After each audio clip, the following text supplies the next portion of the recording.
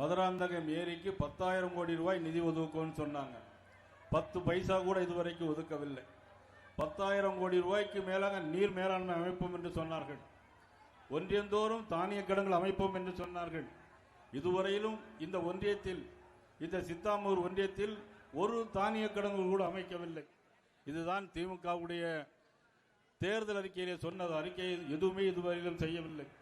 செங்கல்பட்டு மாவட்டம் தலைநகருக்கு சென்னைக்கு அருகே இருந்தாலும் எதுவுமே கிடையாது, ஒரு டெவலப்மெண்ட்டும் கிடையாது. நான் அமைச்சராக இருக்கும் பொழுது செங்கல்பட்டில் மகேந்திரா சிட்டி கொண்டு வந்தேன். அதன் பிறகு 20 ஆண்டுகளாக இதுவரையிலும் ஒரு தொழிற்சாலைகள் கூட வந்தது கிடையாது. பக்கத்தில் இருக்க புதுப்பட்டு பள்ளி கிராமத்தில் 33 லட்சம் ரூபாய்க்கு ஒரு பள்ளிக்கூடம் கட்டினார்கள். ஆனால் 33 லட்சம் ரூபாய் கட்டி முடித்து 3 மாதத்தில் இடிந்து விழுந்து 5 குழந்தைகள் இறந்து போனதுதான் மிச்சம். அதே மாதிரி சிறுதாவூர் உயர்நிலைப் பள்ளியிலும் இதுபோன்று பள்ளி கட்டிடம் இல்லாமல் உடைந்து விழுந்து அங்கே குழந்தைகள் படுகாயமுற்றதும் இதே செங்கல்பட்டு கிராமத்தில் தான் இருக்கிறது என்பதை நான் இந்த நேரத்தில் தெரிவித்துக் கொள்கிறேன்.